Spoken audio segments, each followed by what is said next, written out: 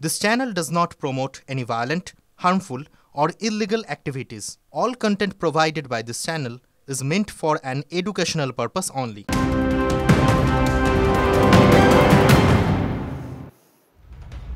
এই মুহূর্তে আরো একটা গুরুত্বপূর্ণ আপডেট। এবার রাজ্যে সমবায় ভোটেও কেন্দ্রীয় বাহিনী, ভোটে কেন্দ্রীয় বাহিনী মোতায়েনের নির্দেশ সুপ্রিম কোর্টের। গাঁথি সমবায় ব্যাংকের ভোটে বেনজির নির্দেশ সুপ্রিম কোর্টের। ডিটেল জানবো আমার সহকর্মী জ্যোতির্ময় কর্মকারের কাছ থেকে। জ্যোতির্ময়, এই বেনজির নির্দেশ আর কি জানা যাচ্ছে?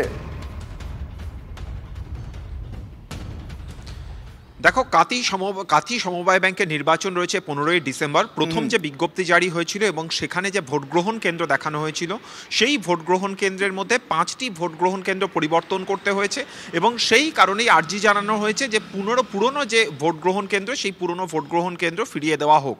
এবং তার প্রেক্ষিতে আজকে সুপ্রিম কোর্টের শুনানির সময় রাজ্য সরকারের তরফ থেকে জানানো হয় যে পরবর্তী ক্ষেত্রে একটি ন্যাশনাল লেভেল এক্সামে সিট পড়েছে এবং এই 5টি ভোট গ্রহণ কেন্দ্র যে স্কুলে রয়েছে সেখানে সিট পড়ার কারণেই অন্য ভোট গ্রহণ কেন্দ্র তৈরি করতে হয়েছে।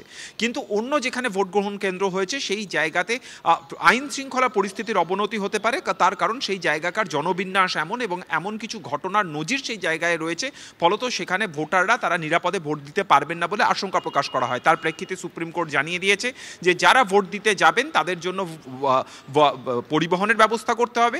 এর পাশাপাশি এই 5টি সংবেদনশীল ভোট গ্রহণ কেন্দ্রে প্যারামিলিটারি ফোর্স নিয়োগ করতে হবে এবং তার পাশাপাশি যেটা গুরুত্বপূর্ণ বিষয়, রাজ্যের প্রত্যেক কটা বুথে সিসিটিভি লাগাতে হবে বলে সুপ্রিম কোর্ট জানিয়ে দিয়েছে। এবং পরবর্তী ক্ষেত্রে যদি অভিযোগ উঠে আসে কোনো রকম বেনিয়মে, তাহলে ভোট বাতিল করার মতো চরম সিদ্ধান্ত যে সুপ্রিম কোর্ট নিতে পারে সে কথা আজ অবজারভেশনে জানিয়ে দেওয়া হয়েছে। অনেক ধন্যবাদ জ্যোতির্ময়। সহকর্মী জ্যোতির্ময়ের সঙ্গে কথা বলছিলাম। অর্থাৎ 15ই ডিসেম্বর নির্বাচনের দিন, মানে যেটাকে পরীক্ষা বলা হচ্ছে, এবং তার আগে এই নির্দেশ, এক কথায় ভোটকে আরও সুষ্ঠুভাবে করা, শান্তিপূর্ণভাবে করার একটা কড়া পদক্ষেপ বললে বোধহয় কম বলা হবে। আমার সঙ্গে এই মুহূর্তে বিজেপি নেতা জগন্নাথ চট্টোপাধ্যায় রয়েছেন। জগন্নাথবাবু, আপনি এই নির্দেশকে কিভাবে দেখছেন? আপনার কি পর্যবেক্ষণ, কি ব্যাখ্যা?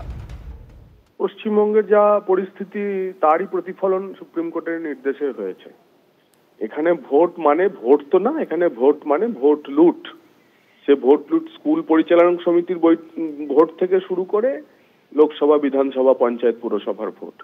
সুপ্রিম কোর্ট সেটাই মনে করে, সুপ্রিম কোর্ট সেই কারণে আধা সেনা মোতায়েনের কথা ঘোষণা করেছে। সমবায় ভোট করাতে গেলেও কেন্দ্রীয় বাহিনী লাগবে, মানে রাজ্যের আইন শৃঙ্খলা নিয়ে তো প্রশ্ন। রাজ্যের আইন শৃঙ্খলা আছে নাকি?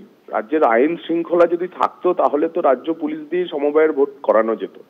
আপনারা তমলুকের একটি সমবায় ব্যাংকের ভোটে তো দেখলেন নন্দীগ্রামে কিভাবে তৃণমূল বোমাবাজি করলো। তো এরা তো কোনো কিছুই ছাড়ে না। স্কুল কমিটির নির্বাচন, কলেজ কমিটির নির্বাচন থেকে শুরু করে, এবং এই সরকার এই আইন শৃঙ্খলার উপর তাদের যে নিজেদেরই অনাস্থা রয়েছে, সেজন্য গত 10 বছর ধরে কলেজে ছাত্র সংসদ নির্বাচনই বন্ধ করে দিয়েছে। তো এই কারণে যে রাজ্যে আইন শৃঙ্খলার কোনো উপস্থিতিই নেই, আইন শৃঙ্খলা আছে বলেই যে এখানে বোঝা যায় না, সেখানে সুপ্রিম কোর্টকে বারবার হস্তক্ষেপ করতে হচ্ছে। এবং সাধারণ মানুষ যদি একবার সুযোগ পায়, নির্বাচন কমিশন যদি সুষ্ঠুভাবে এখানে 26-এ নির্বাচন করাতে পারে, মমতা বন্দ্যোপাধ্যায় বাকি জীবনটা তার ভাইপোর সঙ্গে লড়াই করেই তাকে কাটাতে হবে। ধন্যবাদ জগন্নাথবাবু।